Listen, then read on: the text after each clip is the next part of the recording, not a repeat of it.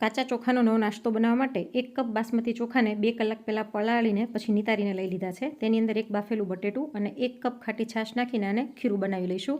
અડધી દૂધીને ખમણીને લઈ લીધી છે. તેની અંદર 1 ઝીણી સુધારેલી ડુંગળી, ઝીણું સુધારેલું મરચું, ઝીણું સુધારેલું આદું, 1 કપ કોથમીર, 1 ચમચી ચીલી ફ્લેક્સ, 1 ચમચી સફેદ તલ અને તૈયાર કરેલું ખીરું નાખીને મીઠું નાખીને બરાબર મિક્સ કરી લઈશું.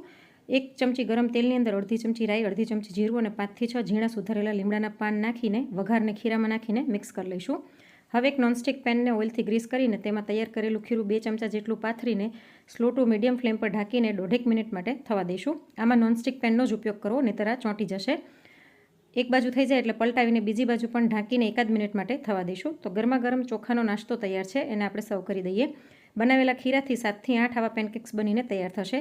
આની ડિટેલ રેસીપીની લિંક મેં નીચે ડિસ્ક્રિપ્શન બોક્સમાં આપેલી છે. તો તૈયાર છે એકદમ હેલ્ધી અને ટેસ્ટી એવો ચોખાનો નાસ્તો.